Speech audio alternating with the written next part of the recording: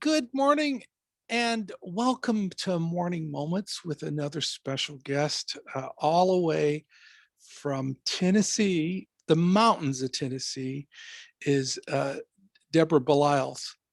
She is a songwriter and a singer that felt that God was done with her and found out that God had other plans for her. And what a beautiful story. Deborah, tell us about yourself there in the mountains of beautiful Tennessee. Uh, I love Tennessee. I came home 4 years ago. I lived in a little community called Belmont in North Carolina.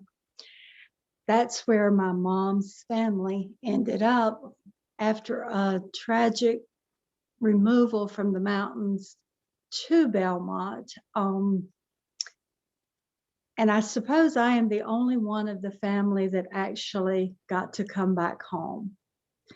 They have roamed these mountains but never got to live here. So when we decided to build our retirement home in the mountains, I thought this was the time to shelve my music. I thought it had done everything that God had wanted it to do. It had gone all over the world, mostly to places I'll never get to go. But moving here, we started going around to the places where my family actually walked. And my daughter said, Mama, you need to write a book. So I started writing a book, and I realized the things that I really didn't want people to know just started flowing out on the pages. I wasn't comfortable with that. So I kept saying, God, am I done yet? Am I done yet? And his response in my mind was, I'll let you know when you're done.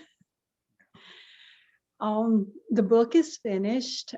Again, I thought I was done. I thought I had done everything that I was supposed to. I was going to enjoy my retirement home. I took early retirement after working for almost 30 years for a denomination as the administrative assistant. And through a channel that had some rough places in it, I came in contact with Randall Wiles from Wiles and Associates. There was something genuine about him, and he kind of took my music for himself to see what he could do with it. 4 or 5 songs later that have all charted. One, especially My Journey, charted for 9 straight months. And I just sat back and watched God take it because I had nothing to do with it. Yeah. And then he called me one day after he had done a feature story in Christian Voice magazine. And he asked me how I felt about writing, which was just completely, he had no idea.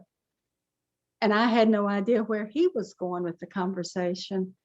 But he asked me if I would consider being a staff writer for his magazine. So, in addition to my book, I am now working as a staff writer for Christian Voice magazine, Cashbox magazine, and Cross Country magazine. Oh, my goodness. And the ironic part of all of this, I have never met him face to face yet. That will probably happen this year in May at his gospel music fanfare. But as of right now, I have never personally met this person that I feel like I absolutely know. You know, it's just amazing how many times I talk to folks from different walks of life, music and ministry and even comedy and even nurses, different walks of life that says that God put the right person in the right time at the right place for me to be connected. And how Absolutely. often we feel that God orchestrates our life in a way that we could never, ever orchestrate it ourselves. And he just seems to know the right person for us, doesn't he? Absolutely. Without a doubt. And you've been doing, I imagine, haven't been doing a lot of concerts lately. Is that correct? No, 2020 kind of shut all of that down. Right. But I did, again, God was always there with, because the writing just kind of filled in where the music kind of dropped off. But De- I'm hoping that will change for a lot of artists that sure. have struggled with that. And Deborah, you're in a position, I hear a lot of musicians and other people say that God stopped things so I could do other projects that I wouldn't have never done if he hadn't stopped life, and he stopped life for me. And it sounds like that book that you've got that should be released any time now, and hopefully at the time of the airing of this is going to be released. Sounds like that God has had that for you as well in this time of seclusion and sequestering, right? So Absolutely. I'm a night person, by the way. Writing and singing gospel music will absolutely make a night person out of you. yeah, um, I guess the reason wasn't so interested in necessarily doing writing, because music was my life from the time that I was just barely standing on a piano bench singing in church. Um, but it wasn't easy. It was so hard getting from that point to where I am today. yeah, Um, I was in near fatal automobile accident that for a long time I didn't tell anyone. No one knew. I went to work every day, pretended to be just like everyone else with crippling anxiety attacks. And I even prayed, God, if this was physical, something I could see, then I could deal with this. But night after night, there is nothing worse than being alone in the middle of the night with an anxiety attack.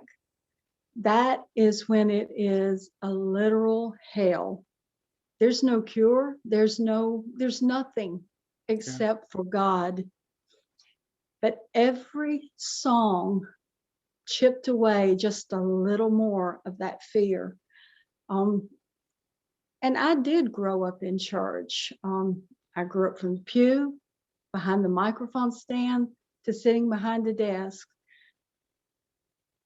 And there were times that were absolutely just wonderful memories, but the horrible hurt was there as well. And I remember sitting behind the desk one day and thinking, okay, God, I'm working in an atmosphere of where you're supposed to be. And this is not God. You've got to tell me about you. I've got to know you. And I am at that point with everything in my life. I want genuine. I want the absolute real. Anything else is, I don't even want to entertain anything else. Whether it be singing, writing, or whatever, if it's not real, then I don't need it. And if I go to sing somewhere, I'm wasting your time, I'm wasting my time if God is not the center of it. Right. Well, I want to encourage each one of our listeners to do a few things for us. I want you to go to her site. We're putting Deborah Bales ministry, her music ministry Facebook page down below.